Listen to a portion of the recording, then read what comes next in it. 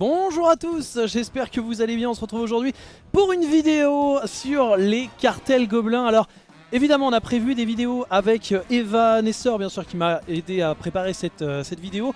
On va tourner des vidéos généalogie histoire comme pour les gnomes mais pour les gobelins. Et une autre vidéo probablement sur le patch directement de The War Within, puisque cette vidéo elle arrive dans le contexte de la 11.1, le prochain patch, à savoir Undermine terminé, qui va nous mettre vraiment en plein phare la société Goblin dans tous ses recoins. Et ça c'est très intéressant puisqu'on va pouvoir faire un petit récap de ce que l'on connaît, de ce que l'on sait sur la société Goblin, sur ses différents cartels, sur que ce soit l'influence politique et autres. Et voilà, vraiment faire un récap de nos connaissances sur les gobelins jusqu'à ce patch.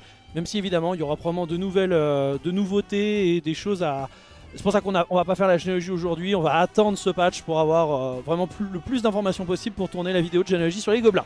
Donc, la 11.1 Undermined, qui est un petit jeu de mots que l'on a en français aussi avec terminé, donc le R du verbe, puisque Undermine en fait tout simplement, eh bien on plonge la tête la première dans la capitale des gobelins. Eh oui, Undermine c'est tout simplement Kezan, c'est tout simplement l'île mère des gobelins en fait, l'île sur laquelle les gobelins on va dire ont construit leur civilisation, etc. Donc vraiment l'objectif c'est de revenir là-dessus, puisque ce qui est assez intéressant c'est que The War Within on s'y attendait pas des masses. J'avoue que j'ai été assez surpris. On a sur la 10.0, la 11.0 pardon de The War Within plein de quêtes qui au départ je me suis dit oh, des quêtes gobelins, oh là là qu'est-ce que c'est. Finalement on traite les gobelins de manière assez mature, et même si ça peut être enfantin à un moment, c'est toujours traité de manière mature. Et donc il y a du comique bien sûr, mais c'est du comique on va dire de situation plus que humour très mal travaillé quoi. Et on a vraiment justement ce côté traitement inattendu des gobelins avec un... Vraiment, enfin ça fait plaisir de voir les gobelins traités de cette manière. J'ai hâte pour les gnomes qu'ils soient traités d'une manière aussi sérieuse et aussi intéressante. Dans tous les cas, on a l'arrivée de plein de choses pour les joueurs gobelins. C'est vraiment le moment je dirais de World of Warcraft. Sachant que en vrai c'est pas complètement débile. Pourquoi un patch sur les gobelins sur The War Within? On pourrait se dire bah c'est étrange. Bah faut pas oublier que les gobelins c'est une race souterraine. C'est une race qui vit sous terre, qui est habituée à un monde de prospection, de construction dans les différentes montagnes, là où il y a des gisements de matières premières, de ressources, de minéraux, etc. Donc c'est pas spécialement débile en fait d'avoir un patch gobelin sur une extension qui se passe dans les souterrains. Et en plus si c'est traité avec maturité et tout, ça fait plaisir. Sachant que j'en profite aussi pour faire un petit rappel, Undermine, donc c'est le nom de la capitale de Kezan, hein, Undermine termine en français, c'est le nom de la capitale des gobelins de Kezan. Et c'était une zone qui était prévue depuis le début de World of Warcraft, même si elle n'a jamais pu sortir. Et bah, on l'a vu dans la vidéo de la saga The War Within, et la saga de la Monde, hein, mais de manière générale, la saga de la Monde et notamment The War Within, c'est beaucoup de zones qui étaient prévues pour World of Warcraft au début et qui ont été annulées et qui n'ont jamais pu sortir.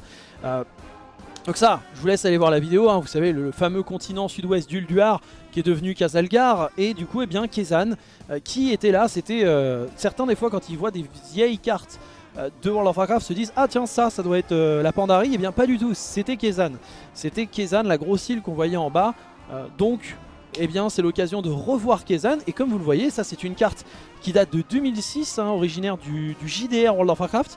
Et en l'occurrence on voit l'île de Kezan avec le port de Bilgewater, Undermine la capitale, le mont Kajaro et Edgy ou Edge qui on en reviendra un jour parce que Edgy c'est aussi un nom qui a été donné pour au final une des îles des mers du sud, etc. Donc peut-être qu'on en entendra parler un jour aussi, mais là on n'en parlera pas trop d'Edgy aujourd'hui. Dans tous les cas, Bilgewater, Undermine, Mont Kajaro, eh bien on va en parler. Donc voilà, ça c'était ce qui était prévu.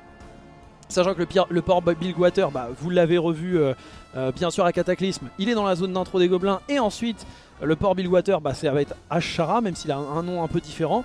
Le mont Kajaro, c'est celui qui rentre en éruption à Cataclysme, hein, donc vous l'avez vu avec des swings qui passent au-dessus et ça rentre en éruption. Et au final Undermine, bah on l'a pas vraiment, puisqu'à Cataclysme vous êtes dans les rues d'Undermine, mais c'est marqué Kezan et tout, on comprend pas trop, parce qu'en fait ça fait très Kezan City, ceux qui aiment bien ça dans World of Warcraft, dans Warcraft tout court d'ailleurs. Kezan City, on a Lordaeron City, on a Dalaran, bon bah ça marche aussi, on a Stromgarde City, etc. Donc ils aiment bien ça, donc c'est vrai que ça faisait très Kezan City, c'était pas marqué Undermine, même si dès Cataclysme il y a des mentions d'Undermine, de Termine comme capitale des gobelins. Et au final, à Battle for Azeroth, elle aurait dû faire un retour. On sent, on en reparlera quand on travaillera Battle for Azeroth en tant qu'extension, mais il y a eu des choses annulées à Battle for Azeroth, et notamment une grosse intrigue Goblin. On en reparlera plus longuement, mais en tout cas, ce qui est sûr, c'est qu'à la base, dans la bêta de Battle for Azeroth, le donjon, le filon, était prévu initialement comme... enfin, alors je sais plus si c'est bêta ou prévu initialement, mais en tout cas, il était prévu comme étant Undermine, donc Termine, la capitale des gobelins. Et c'est d'ailleurs Termine, hein. C'est d'ailleurs Undermine, hein. Vous êtes dans les rues de la capitale de Kezan, donc c'est Undermine, c'est juste qu'elle ne porte pas ce nom. Et finalement ils ont changé le nom au dernier moment, sachant que du coup, on le rappelle, hein, Kezan c'est l'île mère de la race Goblin. Alors l'objectif n'est pas de faire une vidéo d'histoire, mais on va faire... Enfin si, c'est une vidéo d'histoire, mais je veux dire, c'est surtout sur les cartels gobelins, mais pour commencer les cartels gobelins, il faut quand même faire un petit rappel historique, même si bien sûr on ira plus en détail dans la généalogie sur les gobelins. Donc... Kezan, c'est l'île mère de la race Goblin, comme on le disait avant. Undermine fut construite lors de la révolte des esclaves gobelins contre leurs esclavagistes Zandalari. Et oui, les Zandalari avaient des esclaves gobelins, et c'est d'ailleurs la destruction, enfin c'est d'ailleurs le fait de ce genre d'événement qui fait que les Zandalari aujourd'hui n'utilisent plus d'esclaves. Et à l'époque, les esclaves gobelins minaient la Khajiit pour les trolls. Donc la Khajiit qui est une ressource assez prisée. Et cette Khajiit, elle a des propriétés particulières. On en a parlé dans la vidéo sur l'île aux sirènes. La Khajiit, en gros, c'est une forme d'azérite grossière. Donc elle a des particularités, notamment pour un petit peu booster les facultés des utilisateurs. Et à force de miner la Khajiit comme pas possible, eh bien ça, et d'être dans des mines enfermées avec des vapeurs de Khajiit, exposées à la Khajiit, etc. Eh bien petit à petit, ça a boosté leur intelligence, qui a permis de les voir s'organiser, et notamment d'organiser leur libération, ce qui a abouti à la révolution assez chaotique des gobelins chassant les Zandalari de leur île. Et une fois libérés des Zandalari, les gobelins vont se disputer le pouvoir dans le sang et la destruction. Même s'ils sont intelligents, etc., ils restent... ça fait partie de leur ADN, c'est le côté très... explosif, on va dire. Le côté, ils sont très foufous, et ce qui va amener d'énormes problèmes au niveau de la société Goblin. Et pour se structurer, elle va devoir passer par beaucoup de conflits qui vont finalement se résoudre grâce à une sorte d'union des gobelins, puisque les plus influents et les plus puissants des gobelins vont se bâtir de véritables empires, à la fois financiers, économiques, et récupérer une tonne de matériaux. Et en gros, les gobelins vont s'organiser dans des différentes grandes associations, on va dire, de gobelins. Et c'est comme ça que sont créés les premiers cartels gobelins. Donc ils sont censés maintenir l'ordre et l'équilibre dans la société, puisque avec une rivalité entre les différents cartels, eh bien normalement il va y avoir des accords qui vont être trouvés les uns aux autres pour éviter que la violence soit déraisonnée, on va dire. C'est vraiment l'idée de plusieurs entreprises. On a soit ce côté entrepreneuriat vers les gobelins, chez les gobelins, soit plutôt le côté en fait cartel de gangsters qui vont trouver des arrangements, même si ça peut déboucher sur de la violence à certains moments, mais qui souvent, pour que les affaires prospèrent, ils vont essayer de trouver des ententes. Et au final, les cartels gobelins représentent ainsi les grandes forces politiques, commerciales et les organes dirigeants de la société Goblin. Leurs dirigeants sont appelés les princes marchands. Donc chaque prince marchand dirige un cartel gobelin, et ils vont modeler l'entièreté de la vie de leur cartel, et donc de la société Goblin dans leur ensemble. Un prince marchand a énormément de pouvoir. Les cartels sont nombreux, on sait qu'il y a pas mal de cartels, c'est juste qu'après forcément vous avez des petits et des grands cartels, on y reviendra après. Et en l'occurrence, chaque prince marchand a un véritable empire commercial, maritime, etc. Et du coup il a besoin de barons, il a besoin de généraux, de lieutenants, pour pouvoir administrer son empire commercial.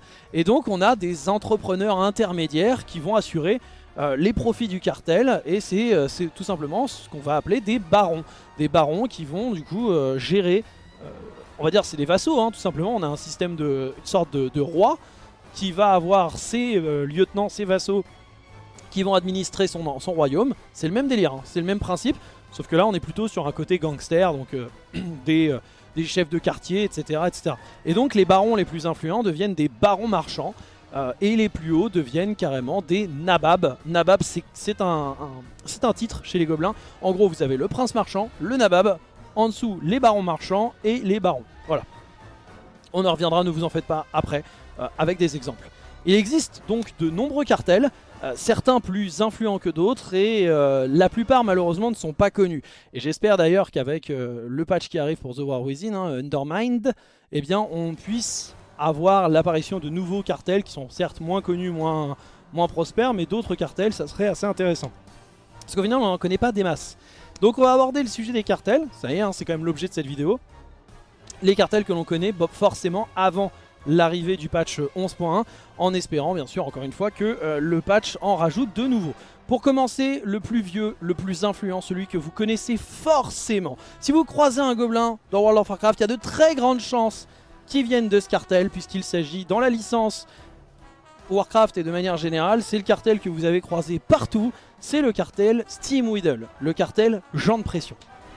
C'est le cartel historique de la licence Warcraft, avant même que le principe de cartel existe dans le jeu vidéo. Eh bien on avait déjà croisé des gobelins et ça fait partie de ce cartel, puisque c'est les gobelins qui rejoignent la Horde dans Warcraft 2, ceux qui la quittent mais qui continuent à proposer leur service dans Warcraft 3, qui vont rejoindre dans Warcraft 3 Frozen Throne de nouveau la Horde dirigée par Montezgazlo.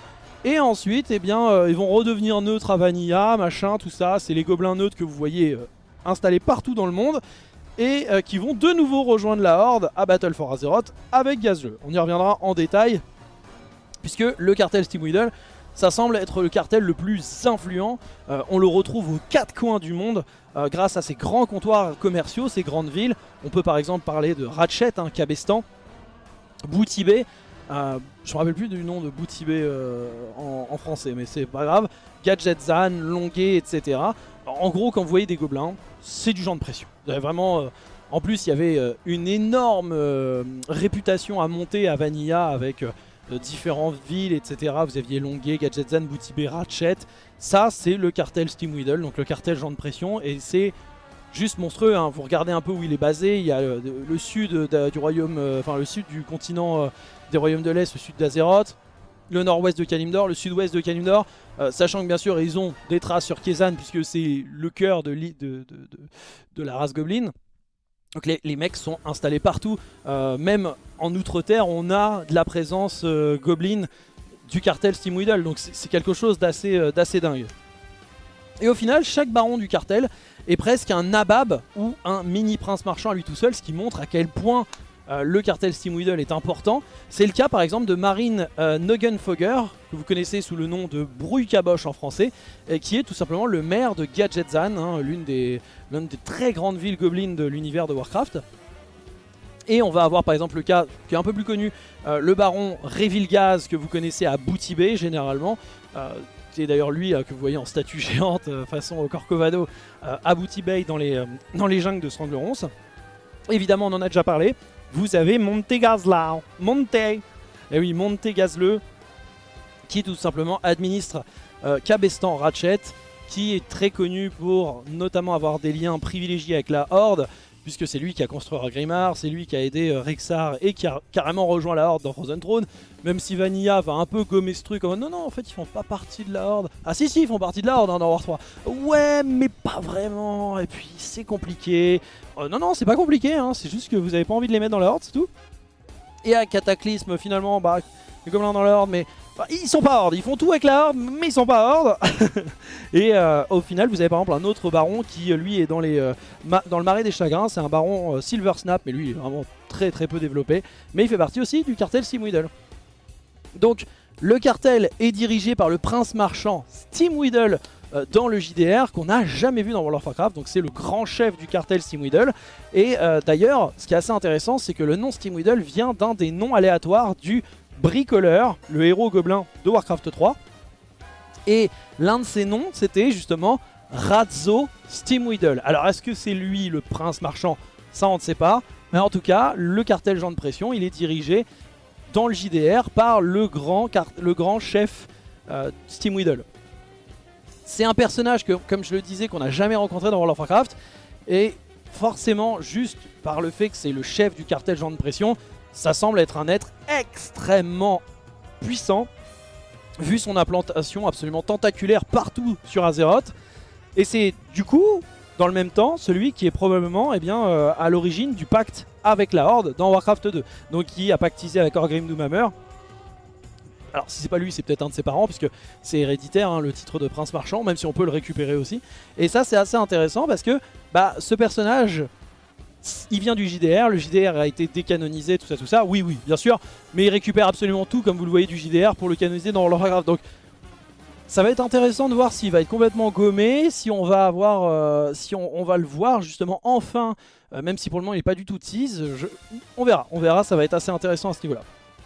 Vient ensuite, après le cartel Jean de Pression, Steam Weedle, le deuxième cartel le plus connu de World of Warcraft, grâce évidemment à l'arrivée des gobelins à Cataclysme, enfin en rage jouable de la Horde, et son dirigeant légendaire, Gallywix. Le joueur gobelin d'ailleurs, hein, si vous jouez un gobelin, je vous conseille de faire l'intro, le PEX gobelin au début, pour vous remettre un petit peu dans le lore gobelin, pour préparer bien sûr le prochain patch. Eh bien, vous incarnez un gobelin du cartel Bilgewater, donc cartel Baifon. C'est le cartel qui va rejoindre la Horde après moult péripéties, intro Goblin, et on en reparlera plus longuement dans une autre vidéo. En tout cas, le cartel Bilgewater, comme son nom l'indique, est spécialisé dans le commerce maritime et possède le plus grand port de l'île de Kezan. Je vous l'ai montré dans la carte du JDR qui est dans World of Warcraft, puisque c'est le port de Bilgewater que vous avez sur l'île de Kezan. Et il est dans l'intro des Gobelins. C'est d'ailleurs là que Gallywix va extorquer son propre peuple, qui va vouloir, lors de Cataclysme, fuir Kezan, puisque le volcan, le mont Kajaro, est rentré en éruption à cause de Deathwing. Et donc, son peuple est en train de mourir, et le mec, il est en mode, tu vas payer la traversée, mon pote. Et n'oubliez pas qu'il y a ce côté vraiment inspiration gangster, et du coup, c'est littéralement le mafieux qui contrôle les quais, en fait, hein, tout simplement. Et donc, ça vient de là. Bilgewater, Baifon, Bilgewater. On est sur Bilgewater, vous savez, c'est l'eau qui croupit au fond de la cale, en fait. Hein. Le cartel aurait pu s'appeler fond de cale. Je crois d'ailleurs que ça s'appelle, c'est un autre nom. Je l'ai plus là en tête. Je l'ai plus en tête. Mais il y a un autre nom en français aussi. Mais sachez que Baifon ça marche, hein. La traduction était plutôt bonne. Et d'ailleurs après la destruction de Kezan par l'éruption du mont Kajaro, le cartel Bilgewater va s'installer dans la zone d'Ashara, juste au nord de la capitale de la Horde, à savoir Orgrimmar. Et Gallywix va faire des grands travaux de terraformation. Il va complètement tout remodeler pour en faire une région portuaire gigantesque et l'offrir en cadeau au chef de guerre de la Horde de l'époque, qui est Garrosh Hellscream, et afin de montrer sa loyauté et son attachement à la Horde, et notamment aussi pour pouvoir booster leur savoir-faire avec bien sûr l'import-export de différentes marchandises à travers tout le globe. Donc le port d'Ashara, c'est la plaque tournante du cartel Bilgewater suite à l'éruption et la perte donc de Termine et d'Undermine lors de Cataclysme. Mais encore une fois, ça c'était l'éruption on va dire à la surface. À l'intérieur, on ne sait pas trop ce qui s'est passé, mais il y a de grandes chances qu'ils soient revenus entre temps et qu'ils aient, puisque c'était déjà le cas à BF1, hein, encore une fois le filon, les gobelins sont revenus sur leur île mère par la suite. Mais sous le régime de Garrosh, les gobelins vont être forcés d'être utiles à la Horde sous peine de dégager, hein, on est dans un régime toujours très sympathique. Et Gallywix d'ailleurs va être l'un des seuls qui finalement va s'allier par 2 fois à des régimes autoritaires sous Garrosh et sous Sylvanas. Hein. Donc Gallywix il aime bien associer, il sait que les persos un peu fascistes ça lui permet de pouvoir récupérer un peu de tunas. Et il voit d'ailleurs il va gagner pas mal de choses, puisque lors de la rébellion de Battle for Azeroth, certes Gallywix s'enfuit, mais bon là donc il perd le contrôle du cartel Bilgewater. Mais au final il a récupéré beaucoup, il s'est enrichi énormément personnellement pendant ces périodes. Et on va en reparler avec le 3e cartel. Mais au final BFA il va perdre le contrôle du cartel Bilgewater, parce qu'il fait partie du camp des perdants. Et c'est finalement Gazleux qui va, Monte Gazlo, donc l'un des barons du cartel Steam Weedle, qui va prendre le contrôle à la demande de Thrall. Il va prendre le contrôle du cartel Bilgewater au sein de la Horde. Donc ça c'est quand même assez intéressant, c'est à dire que vous avez un baron du clan Steam Weedle qui prend le contrôle de l'entièreté du cartel bah ils font. Ça, c'est... Vous imaginez que normalement, politiquement, alors ça n'a pas eu trop d'incidents jusqu'à maintenant, mais sur le papier, Gazleux, ça devient l'un des gobelins les plus puissants d'Azeroth. Hein. Parce que le mec qui possède un tiers à un quart du cartel Steamwiddle, il récupère le cartel Byfond. Là, normalement, tous les autres princes marchands, ils sont en mode « Oh putain, on a un nouveau dans la place ». Et pas sous-estimé, parce qu'en plus, Cataclysme, l'arrivée du cartel Bilgewater au nord d'Orgrimmar, ça fait pas trop les affaires de Gazleux qui contrôlait le plus grand port de la zone nord-ouest de Kalimdor. Mais maintenant qu'il a à la fois Ratchet, donc Cabestan, et Ashara, le mec, il a le monopole des côtes de Kalimdor, il se régale. Hein. Et au final, le dernier cartel le plus connu est la Venture Company, ou tout simplement la Capital Risk. J'aime beaucoup la traduction française d'ailleurs, la Capital Risk, ça marche très très bien. Que vous tabassez depuis World of Warcraft Vanilla, donc le début de World of Warcraft. Incarnant la Capital Risk, globalement, ça incarne le côté surexploitation des ressources sans aucune éthique. Et le côté le plus malsain globalement du capitalisme poussé à outrance. Ça reste une compagnie de mercenaires qui engage de nombreuses races, notamment vous savez des races un petit peu, on va dire hors faction. C'est le cas des gnolls, c'est le cas des ogres, alors même si les ogres sont techniquement aussi dans la horde, mais on va dire ils récupèrent pas mal de monde en mercenaires. Et la Capital Risk, voilà, vous avez souvent été amené à être confronté avec, à la tabasser, puisqu'elle fait n'importe quoi. Globalement, c'est récupérer des ressources sans aucune... c'est vraiment... il dégueulasse tout, etc. C'est vraiment le côté entreprise sans aucune éthique. Hein. Vraiment, c'est ça l'idée. Et le cartel, pendant des années, est dirigé par Nabab Razbam. Et là, vous avez dit, mais Malga, Nabab, c'est pas un prince marchand du coup, vu que c'est un Nabab. Donc Razbam, on connaît pas son prénom d'ailleurs, c'est pas Nabab. Eh bien, oui, vous avez bien suivi, Razbam n'est pas un prince marchand. Donc sur le papier, ça sous-entend qu'il est sous la botte d'un prince marchand, mais qu'il est tellement puissant qu'il est à deux doigts de créer son nouveau cartel. Et sachez que c'était l'intrigue, et c'est toujours l'intrigue de BFA, même si elle a été un peu coupée. Le filon, l'idée c'est que Nabab Razbam va récupérer les gisements d'Azeroth sur Kezan, et grâce à ça, enfin, il va pouvoir récupérer ses lettres de noblesse et devenir un véritable prince marchand.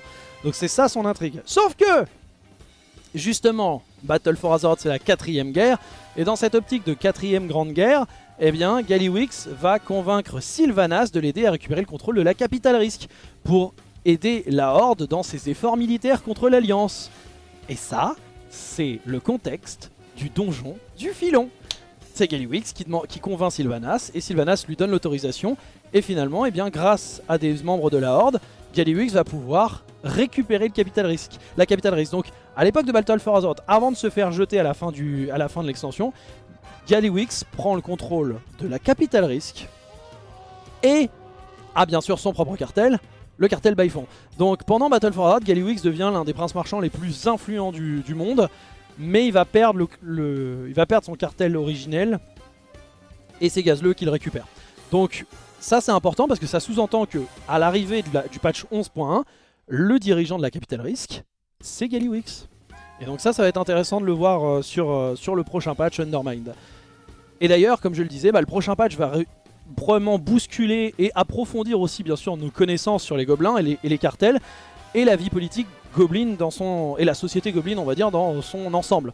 On peut déjà noter un choix de 4 cartels principaux, ou plutôt j'ai envie de dire 3 voire 2 cartels, puisque vous avez le cartel Byfond, le cartel Jean de Pression, le cartel des Flots Noirs et la Capital Risk. Et là vous allez me dire, Malganir, tu ne nous as pas parlé du cartel des Flots Noirs. Bien c'est normal, puisque cartel Byfond, donc c'est le cartel Gallywix, que notre petit Gazlo a récupéré à la fin de Battle for Azeroth. Cartel Jean de Pression, qui est dirigé par Noggenfogger, et là on se dit attends, c'est le maire de Gadget Zone, lui c'est juste un baron, c'est pas le chef du cartel Jean de Pression, donc c'est bizarre.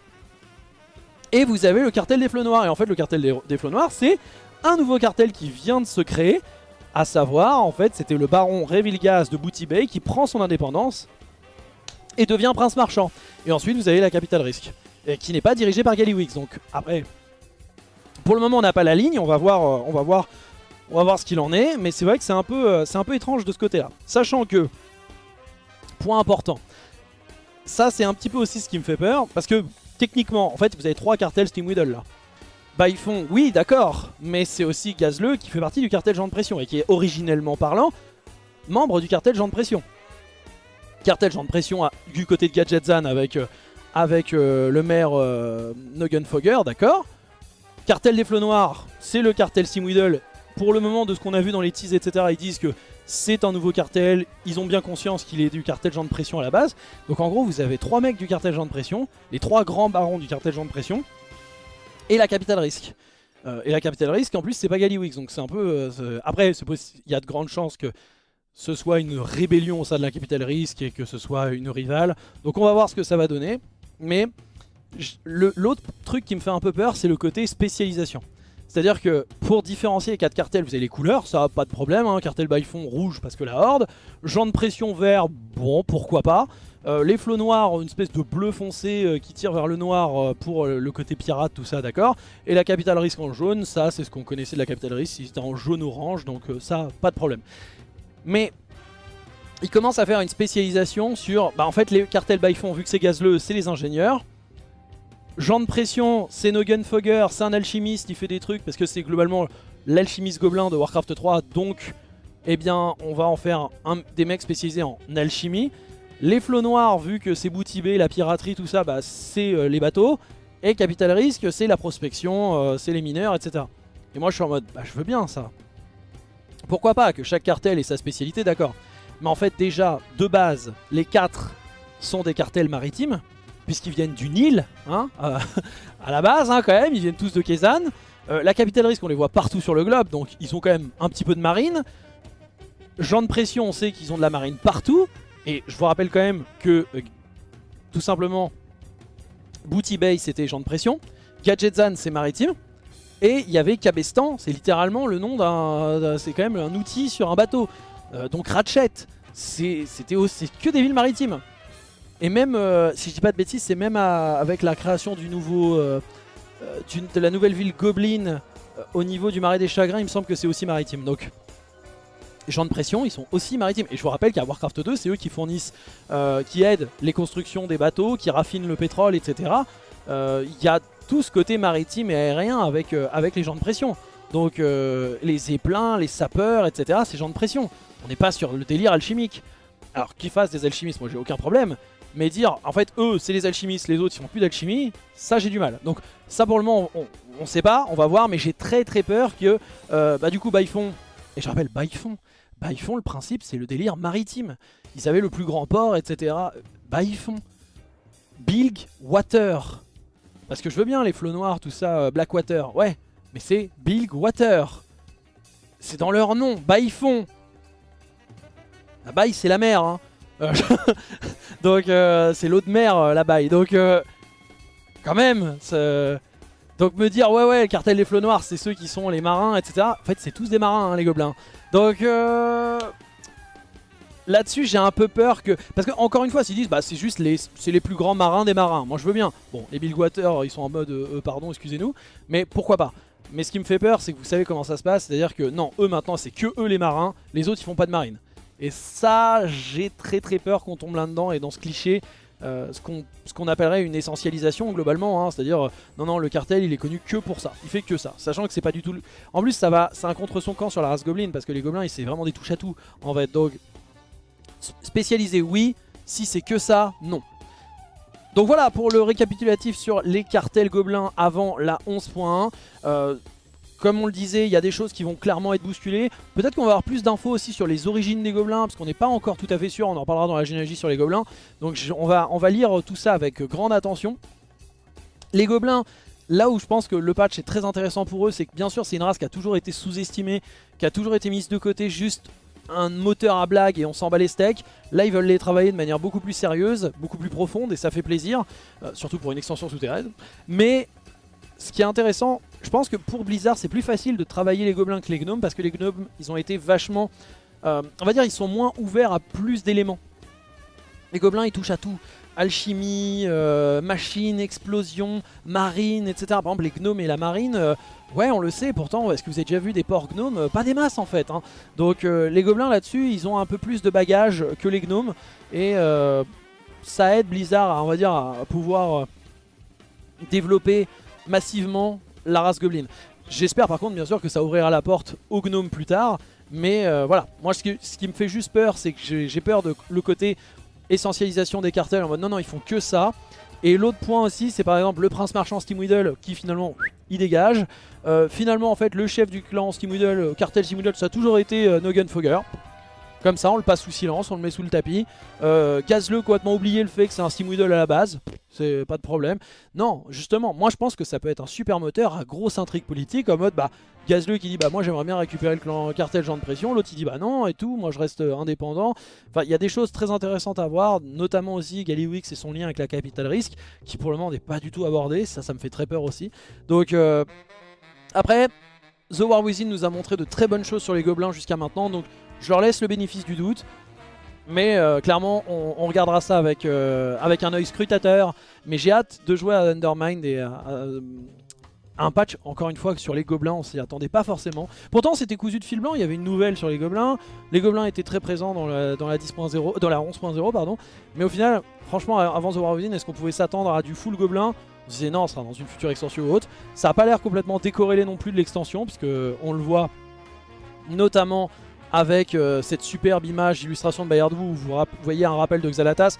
Il risque d'y avoir un gros lien entre Gallywix et Xalatas. Il pourrait peut-être même reprendre l'intrigue un peu de Nabab Razbam en mode en fait ce mec là, en fait Gallywix pour devenir prince marchand, j'ai envie de dire en chef etc, fait un pacte avec Xalatas. On verra tout ça, en tout cas j'espère que cette vidéo de récapitulatif sur les cartels gobelins vous a plu. Évidemment il y aura une minimum généalogie plus histoire goblin, au moins comme les gnomes une vidéo complète.